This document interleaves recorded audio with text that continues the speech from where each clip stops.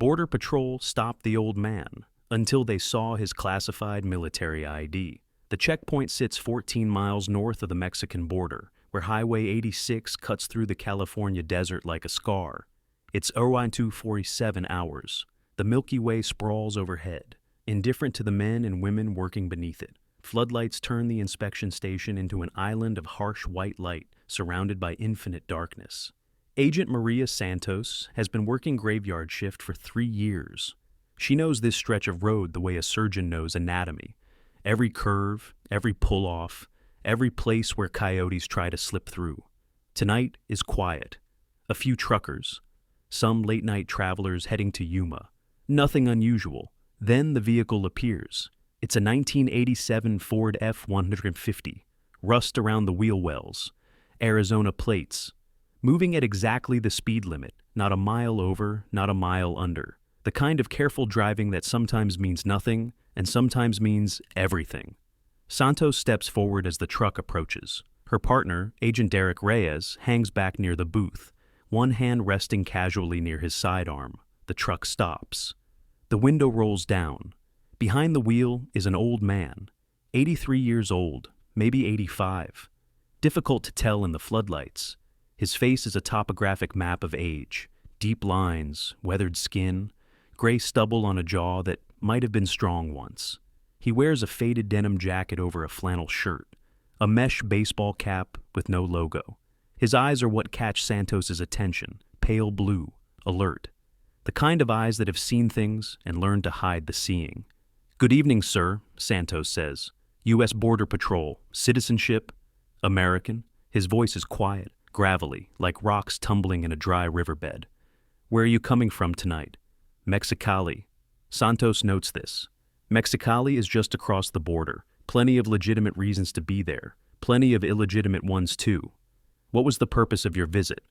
The old man is quiet for a moment. "Visiting a grave." "A grave?" "Old friend, died a long time ago. Buried down there." Santos nods. "It's not unusual. Lots of families split by the border. Lots of old connections that don't respect lines on a map." "Any fruits, vegetables, or plants to declare?" "No, ma'am." "Any firearms or weapons in the vehicle?" A pause, barely perceptible. "No, ma'am." Santos catches it. That micro-hesitation. 3 years on the job teaches you to hear the spaces between words. "Sir, do you have identification?" The old man reaches slowly, deliberately slow, the way people do when they know sudden movements make agents nervous, into his jacket pocket. Pulls out a wallet, removes a driver's license. Santos takes it, studies it under her flashlight. Harold James Everett. Dobe, March 14th, 1941. Tucson, Arizona. 84 years old. The photo matches. Everything looks legitimate, but something feels off. Santos has learned to trust that feeling. It's kept her alive more than once. "Mr. Everett, would you mind stepping out of the vehicle?"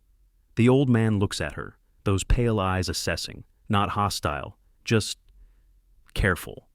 "May I ask why?" "Routine inspection, sir. Won't take long." He nods slowly, opens the door, steps out. He's smaller than she expected, maybe 5'7", thin but not frail. He moves with a deliberateness that suggests old injuries, the kind of movement you learn when your body has been broken and rebuilt. "Reyes," Santos calls. "Run the plates and license." Reyes nods, heads to the booth. Santos walks around the truck. Standard inspection. Checks the bed, empty except for a faded blanket and a small cooler. Checks the cab through the windows. Nothing visible. "Sir, do you mind if I search the vehicle?" "Do I have a choice?" "You can refuse, but if you refuse, I'll need to detain you while we get a warrant or a canine unit." The old man considers this. "Go ahead." Santos opens the driver's side door, checks under the seats, in the glove compartment, behind the sun visors. In the glove compartment, she finds the registration, insurance cards, a small flashlight, and a photograph, black and white, creased from handling. It shows a group of young men in military uniforms. Jungle fatigues, she thinks, though the image is faded. They're standing in front of a helicopter. Some are smiling, some aren't. One of them, she realizes, is the old man, 50 years younger but unmistakable, Those same eyes. She sets the photo back, continues searching. Under the passenger seat, her fingers touch something. A metal box, small, locked. "Sir, what's in this box?" The old man's expression doesn't change. "Personal items." "I'm going to need you to open it." "I'd rather not." "Sir, it's locked for a reason, Agent." Santos straightens. Her hand moves closer to her sidearm, not drawing, just ready. "Mr. Everett, I need to see what's in that box. If you refuse, I'm going to have to detain you." The old man is very still, those pale eyes locked on hers. "Agent Santos." He reads her name tag. "What I'm about to show you, I need you to understand something first." "What's that?" "Some things are classified for good reasons, and some secrets are kept not to hide wrongdoing, but to protect people who served their country in ways that can never be acknowledged."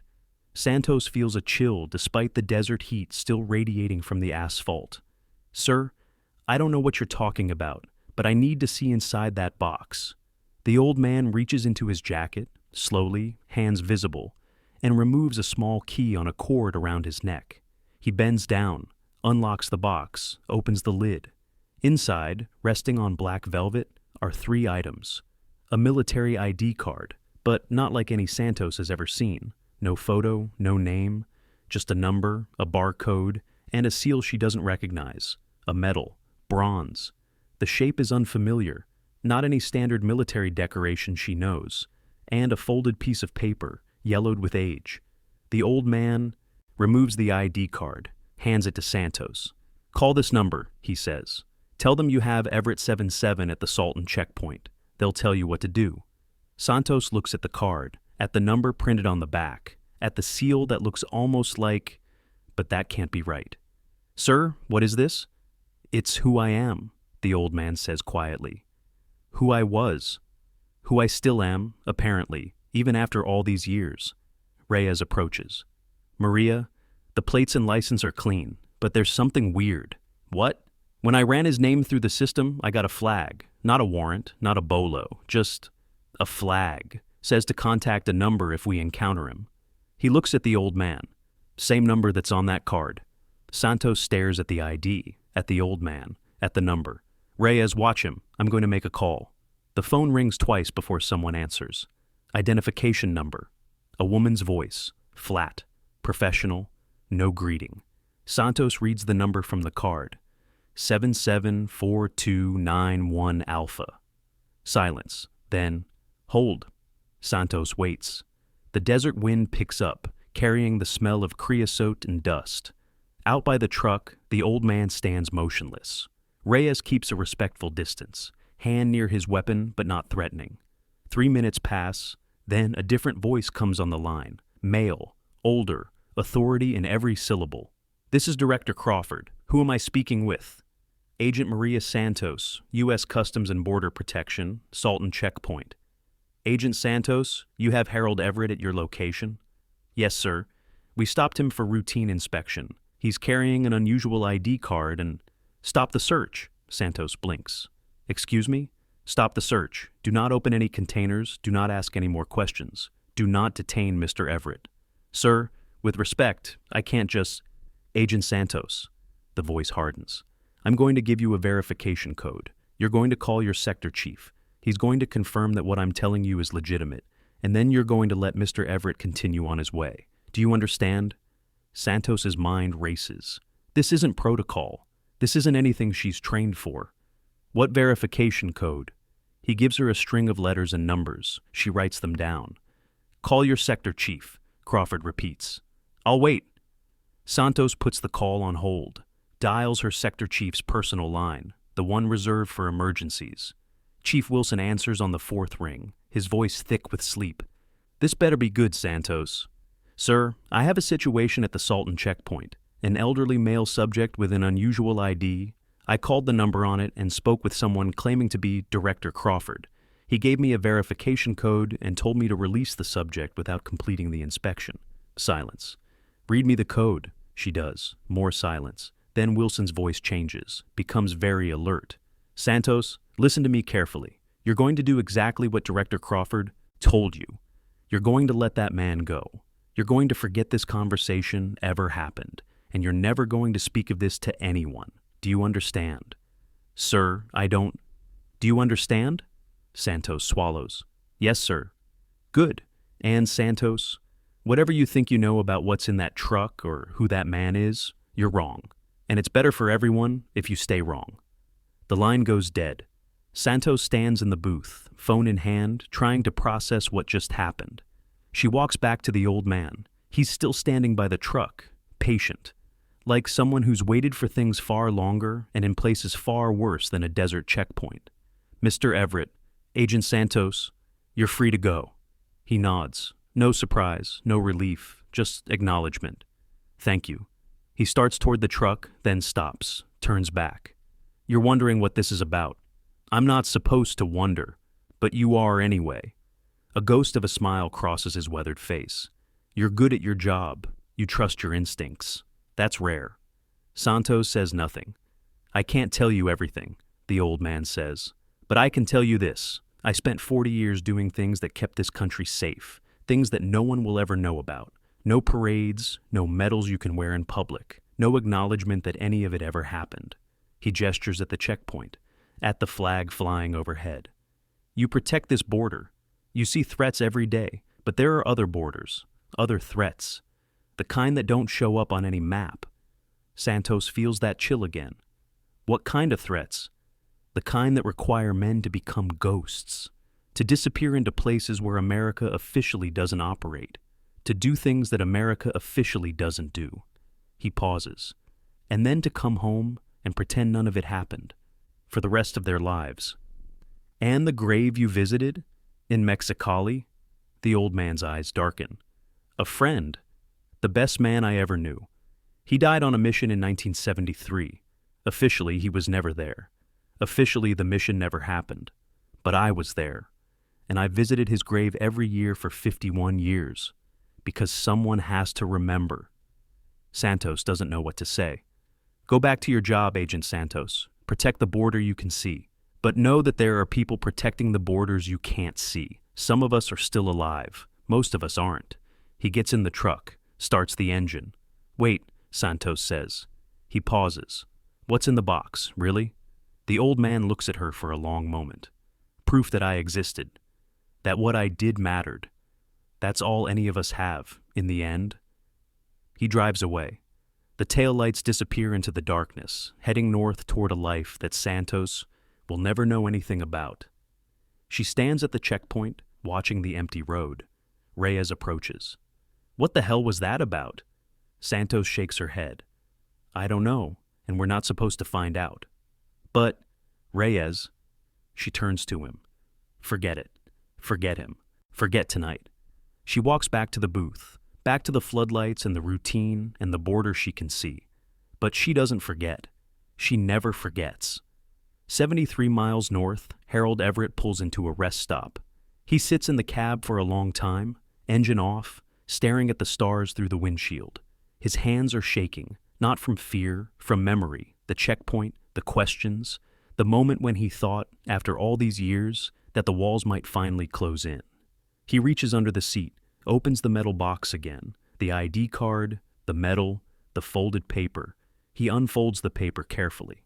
It's a letter, handwritten, dated December 17th, 1971. "Harry, if you're reading this, I didn't make it back. That's okay. We both knew the odds. I want you to know something. These years, working with you, watching your back, knowing you were watching mine, they were the best years of my life. We did things that mattered. We saved lives that no one will ever count. We held the line in places that don't exist on any map. Don't let them forget us, Harry. I know we're ghosts. I know we're supposed to disappear. But someone has to remember. Someone has to know that we were real. Keep the faith. Stay quiet. And if you ever find yourself at my grave, pour one out for me.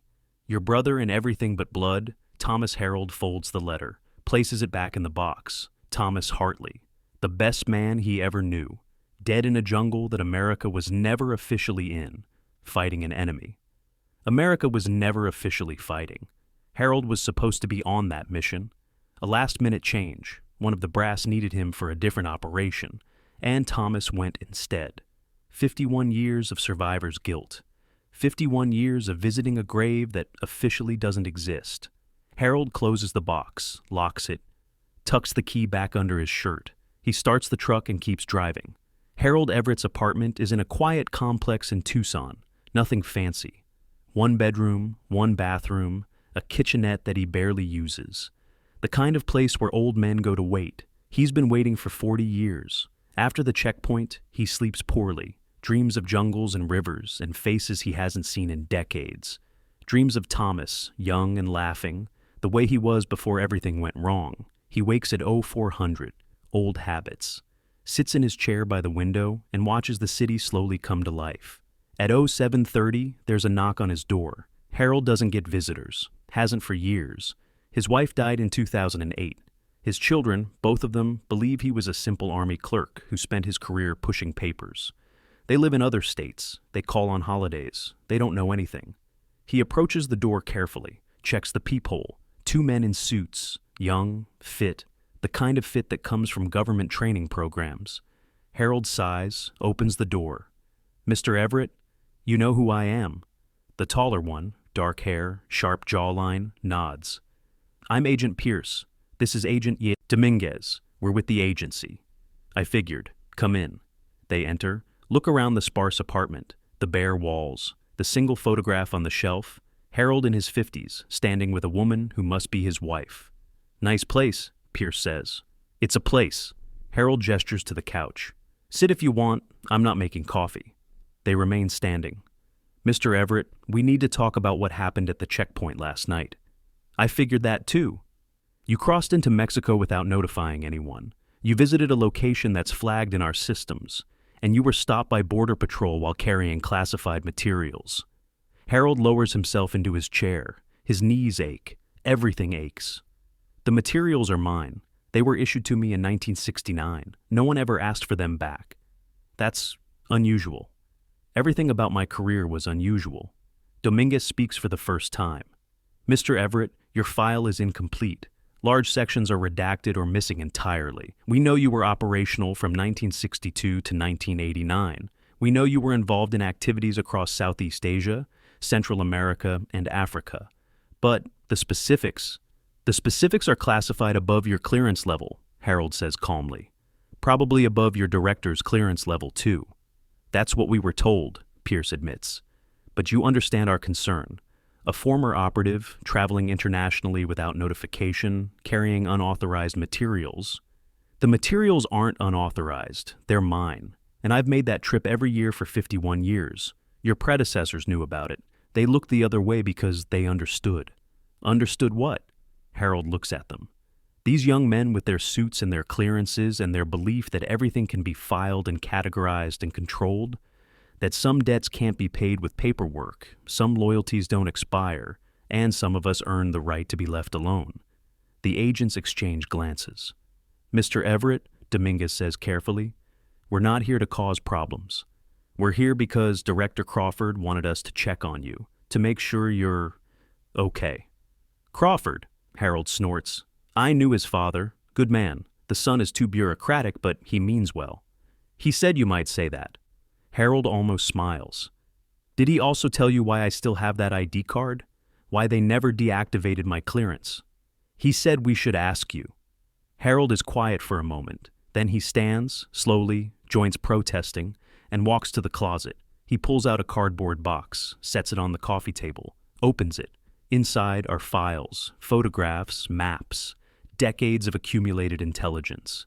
"I was a case officer," Harold says.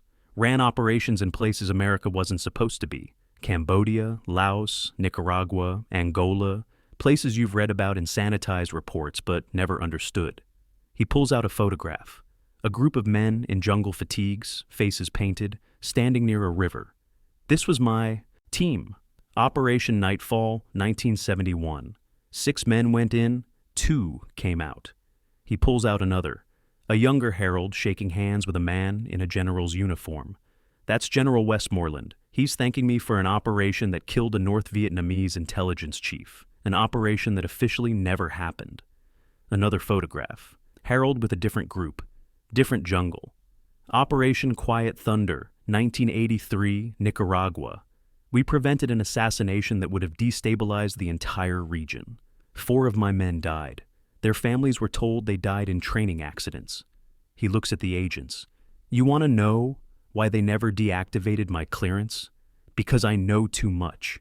Because the things I did, the things all of us did, are still classified, still sensitive, still capable of causing international incidents if they ever came to light. Pierce shifts uncomfortably. Mr. Everett, I'm not a threat. I've never been a threat. I've kept every secret I was ever trusted with. For 60 years, I've lived quietly, asked for nothing, and bothered no one. His voice hardens slightly. All I ask in return is to be allowed to visit my friend's grave once a year, to remember him, to keep my promise. What promise? That someone would remember, that what we did would matter to at least one person, even if the world never knew. The apartment is silent. Dominguez clears his throat. Sir, the grave you visit, in Mexicoli, our records show it's in a cemetery that was supposedly for local workers at a manufacturing plant. That's the cover story. The real story is that it's where we buried the men we couldn't bring home. Men who died on operations that never happened, in countries we were never in. How many graves are there? Harold's eyes grow distant. 17. At that site, there are others, scattered across 4 continents. Men who gave everything for their country and received nothing in return. Not even a flag on their coffin. He closes the box. Thomas Hartley is buried in Plot 7. He was 29 years old when he died. He had a wife and a baby daughter. They were told he died in a helicopter accident in Vietnam. They never knew the truth. Do you know where his family is now? His wife remarried, lives in Oregon. His daughter is 53 years old. She's a teacher, has 2 kids of her own. Harold pauses. I've watched them from a distance, never made contact, never told them who I am or what really happened to Thomas. Why not? Because the truth would destroy them. They've made peace with the lie. They've built lives around it. What right do I have to take that from them? The weight of those words settles over the room. Pierce looks at his partner. Something passes between them, a decision made. Mr. Everett, Pierce says, we're going to recommend that your file remain flagged but inactive, that your annual travel be noted but not investigated, and that you be allowed to continue what you've been doing. Harold nods slowly. Thank you. But sir, we have one request. What's that?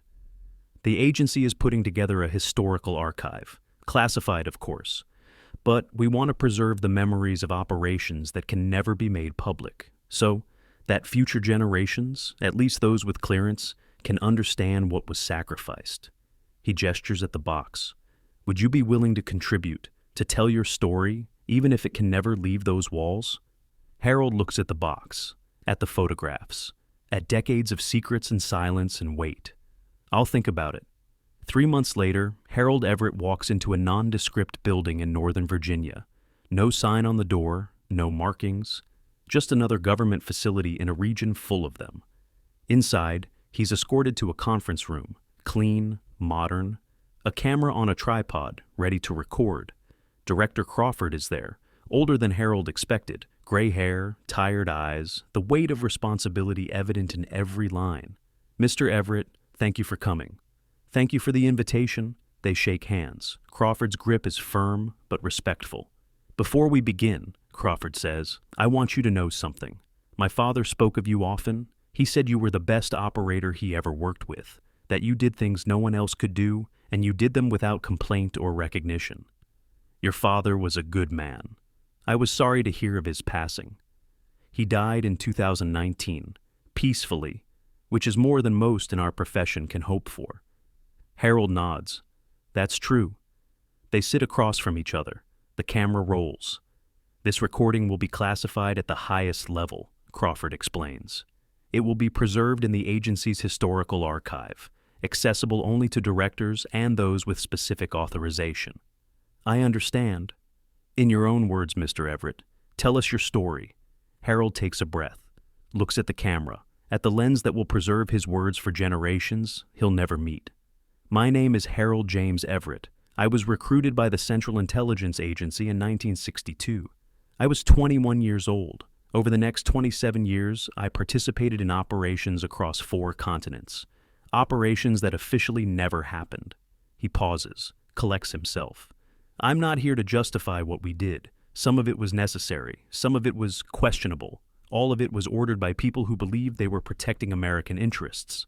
I'm here to bear witness, to remember the men who served beside me, the ones who came home broken, the ones who didn't come home at all. He looks directly at the camera.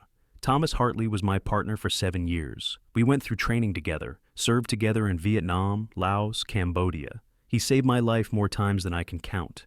And in December 1971, he died on an operation that I was supposed to be on. An operation in a country we were never officially in, fighting an enemy we were never officially fighting. His voice wavers, slightly but holds. Thomas left behind a wife and a 6-month-old daughter. They never knew how he really died. They never knew what he sacrificed. The agency gave them a flag and a lie, and they built their lives around that lie. For 51 years, I've visited his grave, every year, no matter what, because I made him a promise. I promised that someone would remember, that what he did would matter to at least one person. He reaches into his jacket, pulls out the folded letter. This is the last thing Thomas ever wrote to me. He gave it to me the night before the mission, told me to open it if he didn't come back. Harold unfolds the letter, reads it aloud, every word. When he finishes, his eyes are wet. Don't let them forget us, Harry. That's what he wrote. Someone has to know that we were real. He looks at Crawford. That's why I'm here. Not for recognition, not for closure, but because Thomas asked me to remember. And this is the only way I know how. The interview lasts 4 hours. Harold talks about missions he's never spoken of before. Operations in the mountains of Laos, jungle camps in Nicaragua, desert crossings in Africa. The faces of men he worked with, fought with, mourned. He talks about the cost, the marriages that failed because he couldn't explain where he'd been or what he'd done. The children who grew up with a father who was always distant, always guarded, always carrying weight they couldn't see. He talks about the ones who didn't make it, not just the dead, the living dead, the men who came home and couldn't find their way back, who drank themselves to oblivion or ate their guns or simply faded away, forgotten by the country they had served. We were told we were heroes, Harold says, but heroes get parades, heroes get recognition. We got silence, we got lies, we got lifetimes of pretending to be something we weren't. Crawford listens, doesn't interrupt, doesn't judge. When Harold finishes, the room is heavy with everything that's been said. Mr. Everett, Crawford says quietly, on behalf of the agency and on behalf of a grateful nation that can never publicly acknowledge your service, thank you.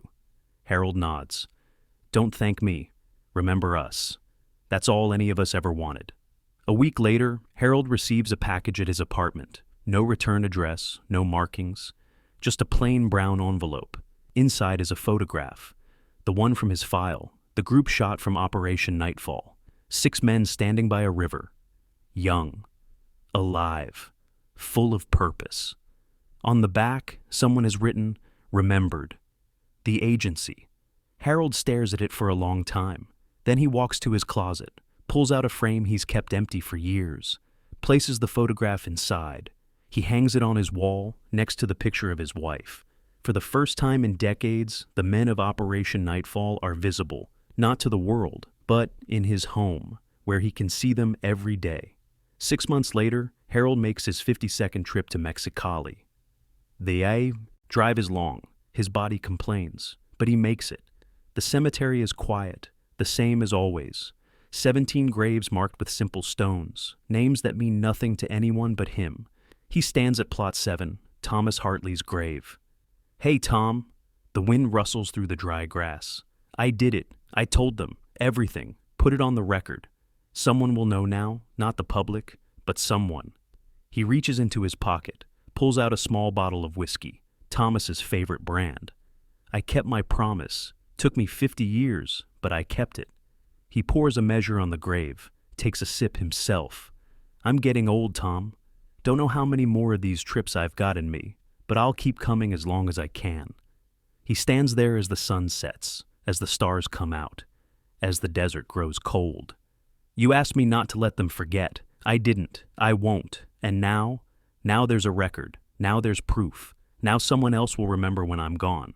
He touches the headstone, cold beneath his fingers. Rest easy, brother. Your story is safe. Harold Everett passes away peacefully in his sleep on March 14th, 2026, his 85th birthday.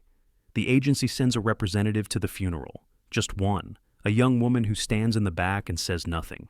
She places a single white rose on the coffin before leaving. Harold's children never know who she is, but they notice that the flag draped over their father's coffin is folded with unusual precision, and that the honor guard, though they wear no identifying insignia, move with a discipline that suggests something more than standard military protocol. After the service, Harold's daughter finds an envelope in his desk. Inside is a letter addressed to her, and a photograph she's never seen before. A group of young men in jungle fatigues standing by a river. The letter reads, "My dear children, there are things I could never tell you. Things I did in service to this country that had to remain secret. I know you thought I was just a clerk. I let you think that. It was safer. But I want you to know this. Everything I did to protect you, to protect this country, to protect people who never knew they were in danger. The men in this photograph were my brothers. Most of them didn't come home. I've carried them with me every day of my life. Don't mourn for me. I lived a full life. I kept my promises. And in the end, I was allowed to tell my story, even if only to a few who are trusted to keep it safe. Remember me not as a hero. Remember me as a man who did his duty. That's all any of us can hope to be. With all my love, Dad." His daughter stares at the letter, at the photograph, at the faces of young men she never knew. She doesn't understand, not fully. Maybe she never will, but she frames the photograph, hangs it in her home, and whenever someone asks about it, she says, "Those were my father's brothers. They served together. I don't know the details, but I know they mattered." In a classified archive in Northern Virginia, a file sits on a shelf. Everett Harold J. Operational History, 1962-1989. Inside are 4 hours of testimony, photographs, documents, maps of operations that officially never happened. Once a year, on the anniversary of Harold's death, a young analyst is assigned to review the file, to ensure it's preserved correctly, to ensure the story survives. Most of them are changed by what they read. They come in thinking they understand what sacrifice means. They leave understanding that some sacrifices are so complete, so total, that they erase even the memory of the one who made them. Harold Everett's name will never appear in any public record. No monument will bear his likeness. No parade will honor his memory. But in that archive, in that file, his story lives on. And every year, on a quiet day in December, someone from the agency makes a trip to Mexicali, to Plot 7, to Thomas Hartley's grave. They pour a measure of whiskey on the stone. They stand in silence. They remember. Because Harold asked them to. Because someone has to. At the Salton checkpoint, Agent Maria Santos still works the night shift. She never learned the full story of the old man in the rusted pickup truck. Never knew his name or his history or what he really carried in that metal box. But she thinks about him sometimes. On quiet nights when the desert stretches out like an ocean of darkness and the stars burn cold and distant overhead.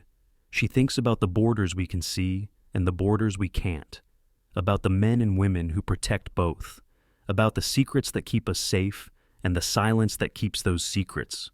And whenever an old veteran comes through her checkpoint, slow-moving, quiet, carrying weight that doesn't show, she treats them with extra care because she knows now what she didn't know before. Heroes don't always look like heroes. Sometimes they look like ghosts. And sometimes, if you're paying attention, you catch a glimpse of the war they're still fighting. The quiet war, the invisible war, the war that never ends. Maybe that's what service really means. Not the glory or the medals or the recognition, but the willingness to become invisible, to carry secrets that can never be shared, to sacrifice not just your life, but your story. History forgets the noise. It remembers the silence that followed. End